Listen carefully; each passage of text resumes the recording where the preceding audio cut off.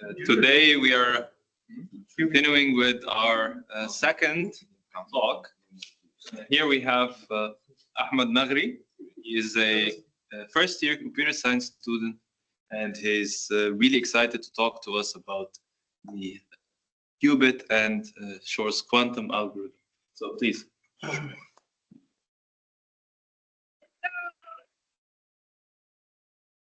So hello everyone, as you said, I'm Maghri, computer science major. And today we're going to have an exploration with Shor's algorithm. We're going to know what does it serve to, what does quantum have to do with this, and the most important part, how does it actually work? I'm going to give you now the answer for the first two questions. One, we use Shor's algorithm to break RSA encryption. Second, we need quantum computer to run Shor's algorithm. Now, just in this sentence, you already heard three words that would qualify by a bit scary, right? RSA, encryption, and quantum. So that you enjoy your journey with me, I'll have them to give you some foundations for cryptography and quantum computing. Let's start then by cryptography. Cryptography is formally defined by the mathematical study of techniques to protect data and information. And we mainly deal with it with two subjects, encryption and decryption, where encryption just means the way of transforming data such that authorized parties are the only one who can understand it, and decryption is just to make data to its original state back. And RSA, just one of the most famous techniques for encryption that we use commonly. And to really understand how does RSA actually work, I think the best thing will just give you a quick small example. Take Alice and Bob.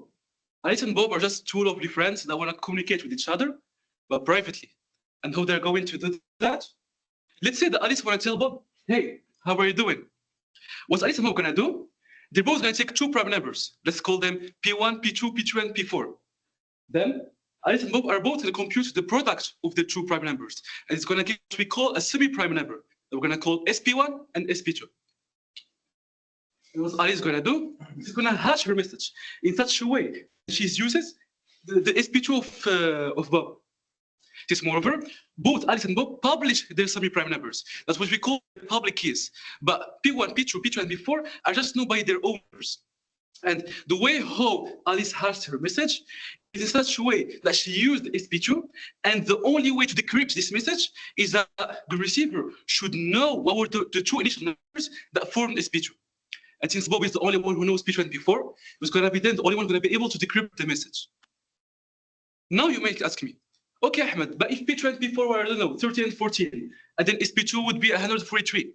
Even if it would take me some time, at some point, I would be able to actually find what were P2 and P4. And to answer to your question, to your remark, you're totally right. And that's why when we use RSA encryption, we usually use prime numbers that are approximately 300 digits, which gives semi-prime numbers that are around 600 digits. And even our most powerful supercomputer needs at least 24,000 years to factor out such a big semi-prime number. And that's why RSA is actually good. So you actually may notice that RSA relies on one big axiom. They state as follows. The time needed to factor out a big semi-prime number is really long enough to discourage anyone to try to find them. And actually, if you are somehow able to break this axiom, you should actually be able to break RSA. Remember this for later. Now, let's move for quantum computing. So, quantum states, who are they created? We all heard that quantum computers are built by qubits instead of bits. We also all heard that qubits can be in a state between 0 and 1, while bits must be either in 0 or 1.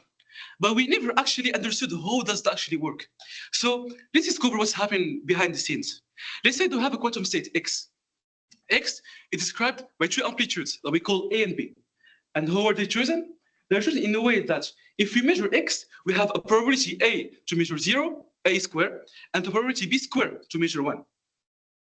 Meaning that if I measure X, I'm not able to know how much is in 0 or how much is in 1.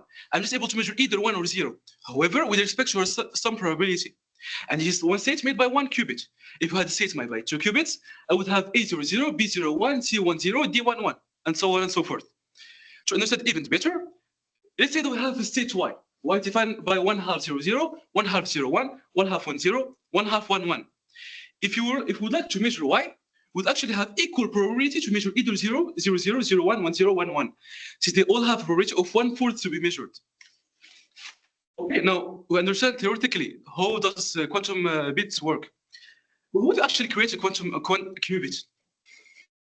Usually, in our classical computers, we used to create bits, so a 0 or 1 state, by using the presence or the absence of electricity. But unfortunately, we can't use the same system to measure to create a qubit. There's no between states between electricity being absent or present. There's no such a bit of electricity present. So we had to come up with a new way. And this new way would be choosing an electron. An electron has a special property that we call the spin. An electron could be pointing down, which then would represent the 0 state. Could be pointing up, which then would represent the 1 state. It could also be pointing somewhere in between, which then represents a state between 0 and 1. And that's actually what we call the phenomenon that we all heard of superposition.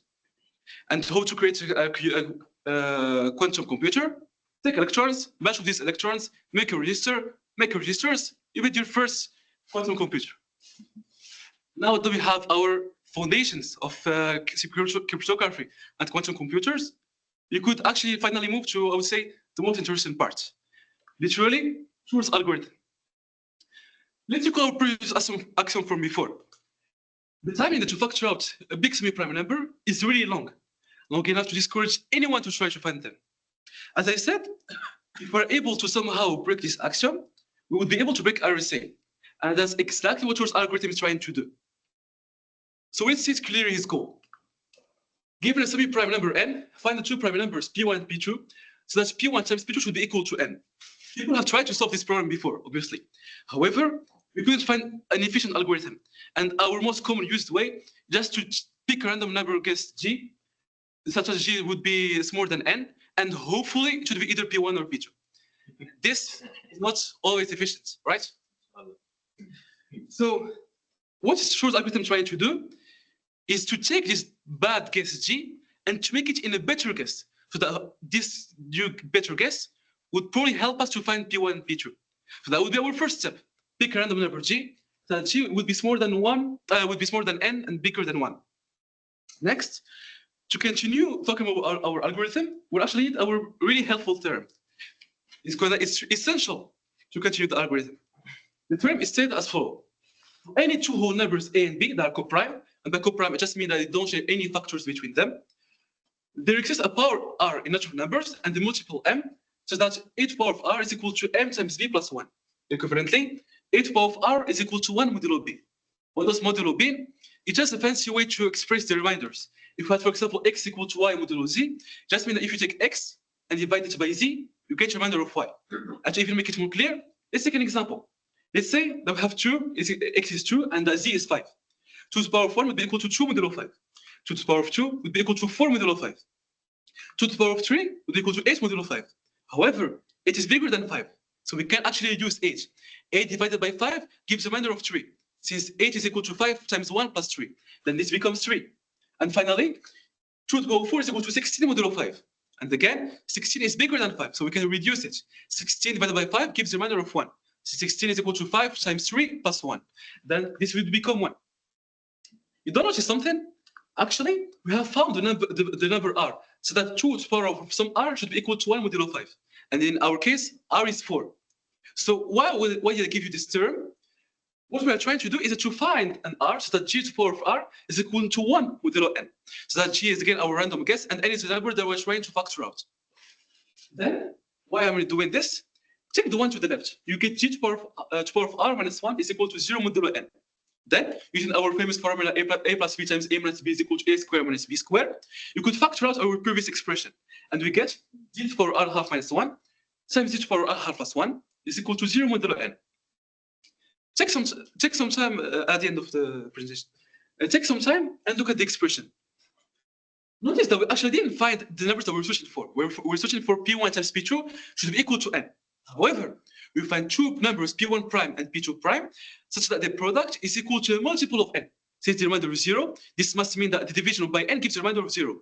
And this makes sense, and that's why p1 prime times p2 prime will be equal to multiple of n. And what does that implicitly mean? It means that p1 prime and p2 prime share some factor with n. And moreover, since n just have exactly two factors that are p1 and P2, if we're able to somehow extract the shared factor between P1 prime and N or P2 prime and N, we would be able to find P1 or P2. And actually, we're able to use this to do this using a really cool algorithm that's called Euclid's algorithm. If you use Euclid's algorithm or A and B, you find the greatest common divisor of A and B. And since again, and just have two dividers that are P1 and P2, if you apply Euclid's algorithm or P1 prime and N, we'll get either P1 or P2. And it would have been the same if you applied P2 prime and N. And assuming, for example, that we found P1, it would have been enough to just compute N over P1, and we will find P2. And this will be the end of our algorithm. If we found P1, P2, that's P1 times P2 would be equal to N. Or maybe not. Why? You may actually feel that it was a bit too easy, in the sense where I just told you an algorithm is able to factor out a number N, a semi-prime number N. So how is RSA still efficient? So why do we still use RSA if RSA is actually breakable? Like I just told you an algorithm that could do it. Moreover, remember that I give you a whole talk about quantum computing. I didn't mention at all quantum computing at any point here. What could quantum computing would have been? Let's recall Shor's algorithm main steps. First, make a guess such as G is smaller than N that shares no factors with N. Second, find R so that G to the power of R is equal to M times N plus 1. Third, if R is even, calculate G to the power R half plus 1 and G to the power R half minus 1. If R is odd, go back to step 1. Because if R was odd, then R half will be not a whole number, G to the power R half wouldn't be a whole number, and we're searching for a whole number. This wouldn't make sense. And fourth, use Euclid's algorithm to find the greatest common divisor. Looking at all these steps, where could quantum computing would have implicitly been? It was actually in the second step. How did you actually find the number R? So I didn't talk about this at any point. And if we're just getting randomly a number R, what would have been better than our original way to just guess randomly P1, P2, and hopefully it's P1 or P2. And that's where the whole quantum subroutine comes. The whole quantum subroutine would be about finding R. We're going to try to make a quantum state where somehow we should be able to extract R. And to do this, we're going to need two quantum registers. Registers, again, just mean a bunch of qubits. First, a quantum register that has a size of 2n. And all the qubits should be exactly set to 0. Second, a second register that is exactly equal to 1, meaning that all the qubits are set to 0 except the first one.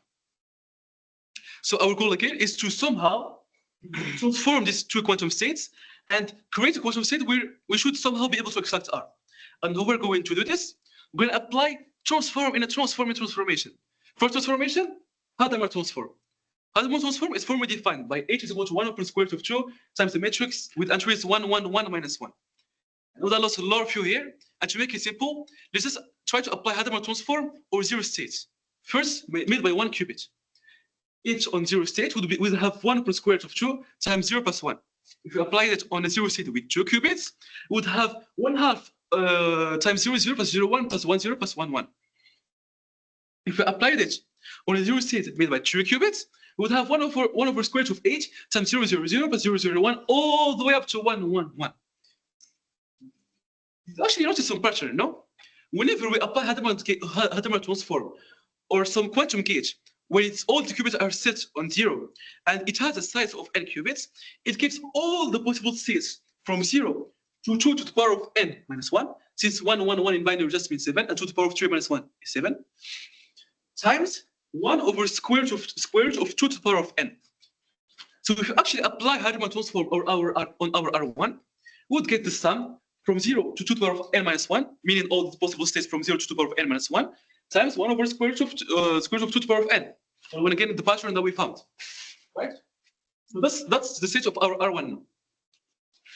Next, what we're going to do, we're going to try to express the quantum system, all the quantum registers in one unique quantum system. And how do we do this? We said that the quantum system is expressed by the tensor product of both registers. Even notice that we could actually 0, 0, 0, 1 could be just simplified and just be written as 1. What does tensor product mean again? Tensor product is just a fancy notation again, just mean multiplication between quantum states. What I mean by this is that if you have the state A plus the state B tensor product C, it would give A times C plus B times C. And what I mean by times is just the tensor products again. You could even notice that we could even remove the tensor product sign, again, just for more simplicity. So if you apply actually the transfer product on or sum, you could just see it as a sum times one constant, which would give then the sum of each term multiplied by that constant. The same as if you have a plus b plus c multiplied by d, you give ad plus bd plus cd. Same thing. So this is our state now. Then what we're going to try to do, we're going to apply another transformation that Shor called the U transformation. It's just a transformation that it's not really called the U transformation, but like you're going to use this transformation here. He himself defined it. How is U defined? When we apply U to some state k, some state k, we get this g times k modulo n, where g again is our random guess, and n is the number that we're trying to factor out. So we're going to try to apply U in each pair x times 1 that we have in this in the parentheses. How did Shor again define U? He defined U. So when we apply U in x transfer product with 1, he defined it as x transfer product with U applied x times on 1. And what would this give? Following our initial definition, it would give g to the power of x with little n. Since k was 1, so 1 disappeared, and it would give g times g times g x times. Then our whole quantum state now is just so to make it even more simple, let's try to apply U on an example. This is we're trying to apply U on 101 times 1. We would get then 101 times 0 to the power of 5, U applied 5 times on 1. And again, following our definition, it would give 101 times g to the power of 5 modulo n. Why is it 5? Just because 101 in binary means 5 in decimal. Then our quantum state would be just the sum of x times g to the power of x modulo n. Like you could just imagine, could just see as we transform with each one in g to the power of x modulo n. So that's our quantum state now. Next, you could notice that actually we have some periodicity in our quantum state due to the modular properties, right? To make it even more clear, let's say that we applied U transformation in a stage where x is going from 0 to 7, n was equal to 26, and our random guess was equal to 3. What would this give? Should give, from again our state, 1 over square root of 8 times 0, 0, 0, with this times the 2 to the power of 0 modulo 26, 1, 2 to the power of 1, 2 to the power of 2, 3, 4, 5, 6, 7, all the way to 10, to 7. And then just calculating the powers, this would give, notice the periodicity, 13913. Again, due to the modular properties. Moreover, notice something really cool. What's the period? 1, 3, 9. The period is 3.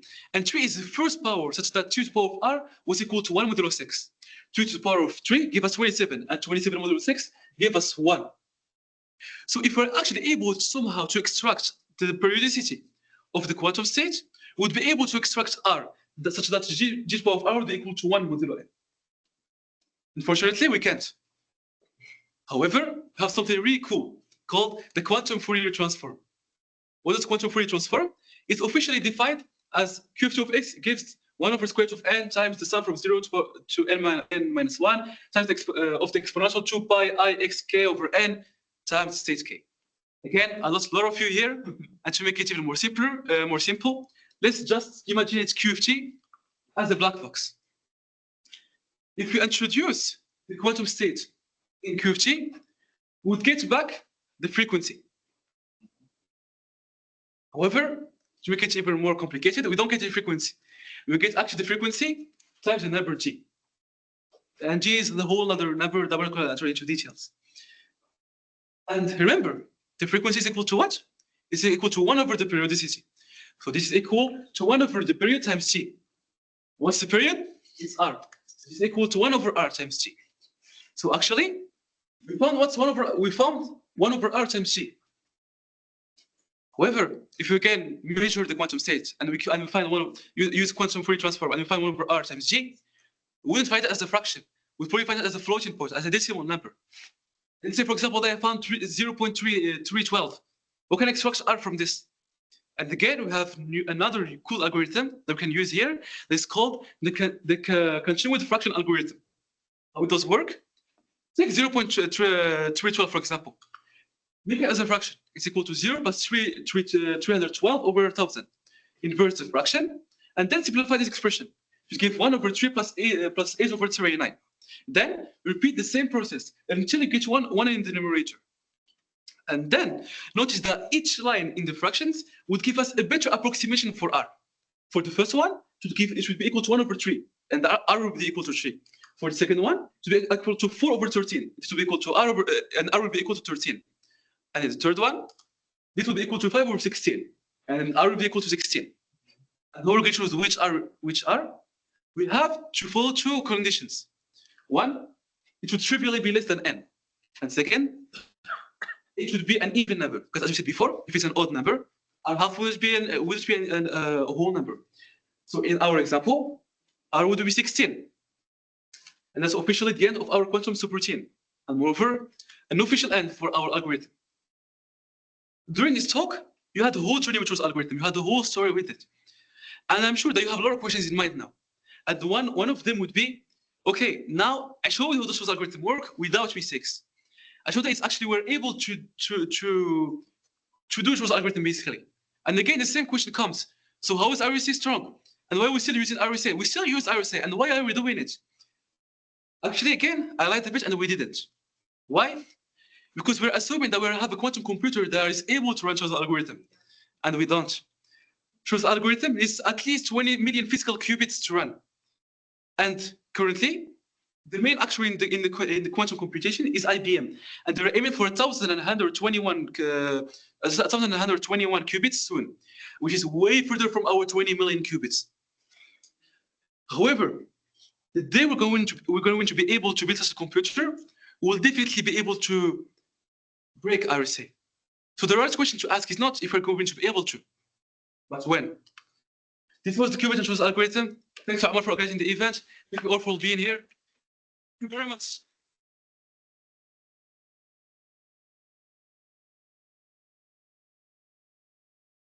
It was a really nice talk. I want to know if we have questions for the speaker. So, Arna, please. So I have a few questions.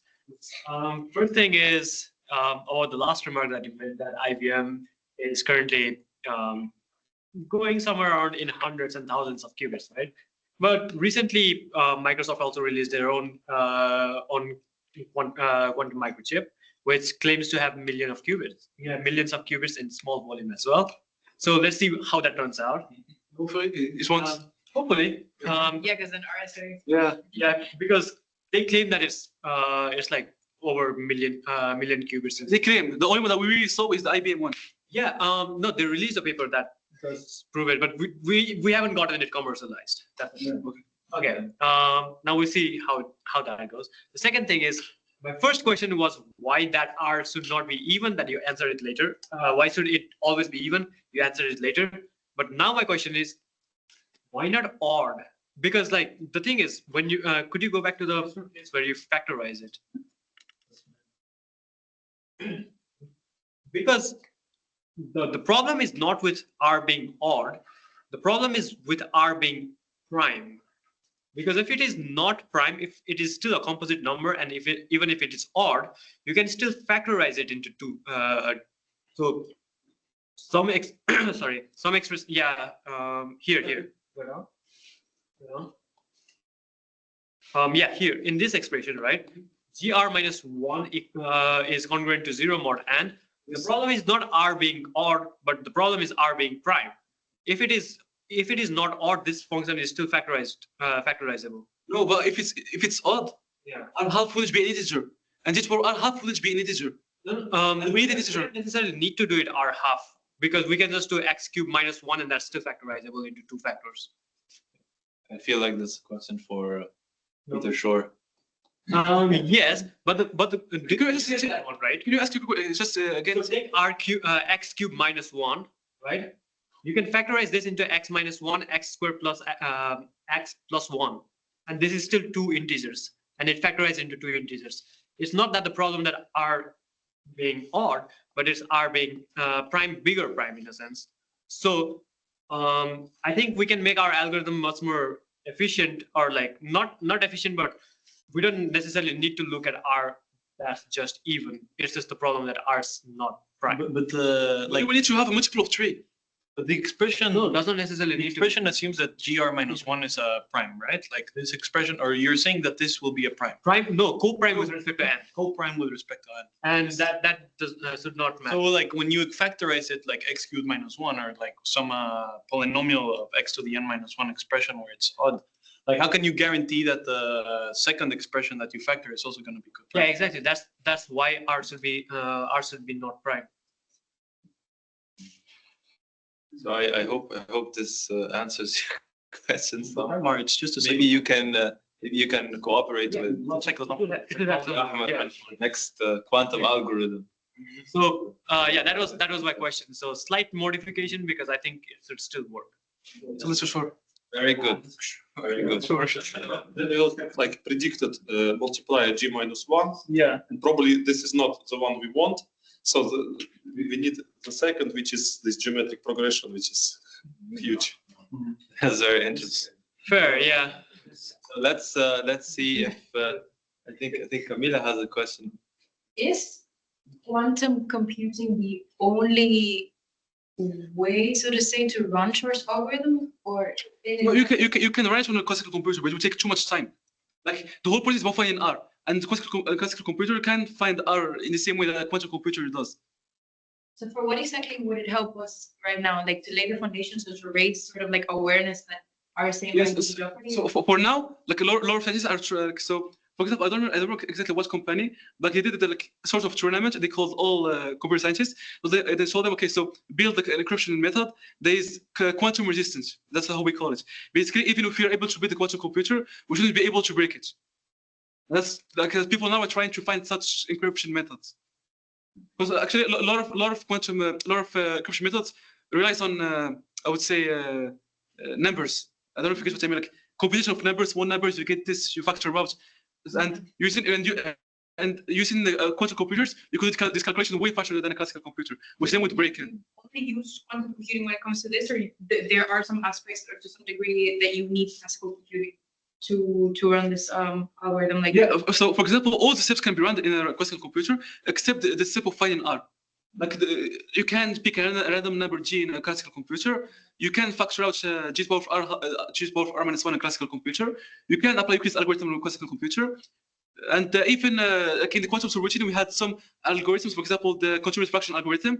At the point where you find what's equal to g over r, you could move to a classical computer and learn continuous fraction algorithm to find what's r. So the whole thing is finding, like, I would say, g over r. Very good. I think Professor Ovsyannikov had a question. I have a question. Professor. Do you have a device that makes Adamar transformation? So how can we do it? We need a quantum computer. So with this Adamar transformation, if you can perform it on some electronic system, for example, you make a measurement on electronic system. Then after the measurement, it's in some well-defined state. So after the measurement, the system is now in one of these states exactly. And then if you apply this Adamar transformation, then you put in a system in which all probabilities are the same. Yes. Then you will get very efficient and very cheap random numbers generator. Yes. Yes, actually. Okay, so more questions by Noah. Yeah, could you go to that one matrix transformation you had? They denoted H. Yeah, Adamar. LMR. Yeah, this transformation. You chose to use the matrix representation in Hilbert space, and I was curious. I won't go through it. There's also vector representations of your pets, so your 0 and 1 states. Yeah, like these guys. How These are not vector representations. I mean, these are these are cats in Hilbert space, but in this case we've used just a usual matrix, right? How is it that this applies to the cats? Like, or do you know? so a quantum gate.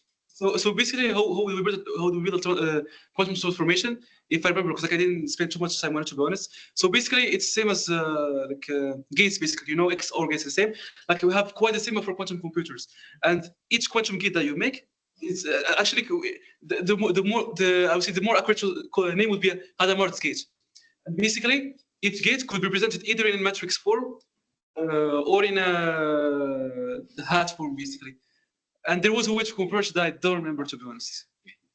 It's okay. It's okay. But there is Helmut in my research paper. I think I wrote the Helmut transform in this form basically. Yeah. So Yeah. Moreover, if you want to know more about details, like I'm probably gonna publish my official research paper in this week. I think like maybe tomorrow. If anyone want to read it, it will be available. yeah. So additionally to the talks, we also asked speakers to write some sort of paper / article to explain their ideas that they're presenting in much more detail. Now, another question. Yeah, can you go over again how the electron superposition Sure. points like different qubits, I think. This. It's What's the question? like explain that one more time. Okay, sure. So basically, like before, so in our classical computer, is a kilo computer, microcomputer, we present bits or a 0 or 1 state in the presence or the absence of electricity. So we had to find another way to create states, and some way that we could, I would say, stay in between. And the way that we found is using electrons. So each electron has a property that we call the spin. Let's say an arrow that is pointing somewhere. Yeah. If the arrow is pointing down, we say then that's it's in a 0 state. And if it's pointing up, we say then that it's in a 1 state. And if it's pointing somewhere in between, we say then that it's a state between 0 and 1, basically. I'm not sure if it's clear or not. Oh no, I can. This is the arrow. This is the pointer. This is the pointer. Okay, my question, I don't know if it's going to be in school. Is like, how does that work? Is it like magnetic and then it goes like up, down, left, to right? And if so, if I'm not wrong, because I remember they said if it was on top, we call it maximally charged. It could have a relation with the magnetic charge. I'm a physicist, so I think we have many physicists here. They can explain to you how the quantum spin works. how's that? Okay, let's do one more question by Shor. I have one more question. Sure. An explanation of why we can't use electricity is the fact that there can only be 0 and 1. Why can't we use different amplitudes of potential to say that 0, 1, 2, 3, and so on and stuff? Say that's not efficient enough. So complicated. And imagine you're gonna do this for each qubit. States? Like What? These states specifically? Yeah. Not just these states. I mean, like, because you're saying that there's multiple states in between as well. Instead of using quantum computer, why can't we just have multiple amplitudes of potential saying that this is 1, 2, 3, 0? But okay, in actual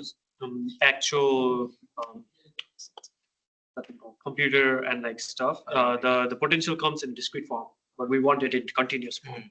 That's why we are using qubits. It's changing from 0, 0 to 0, 1 in any state continuously rather than discretely. And to discretize, you need more and more intervals, which is like more and more details. And this gives you more. Yeah, this gives you continuous changes. Yeah, it's more of a risk to the superposition effect. So never really 0 or 1, but it's somewhere in between. So it's expected to be on the spectrum of values between. Think of this.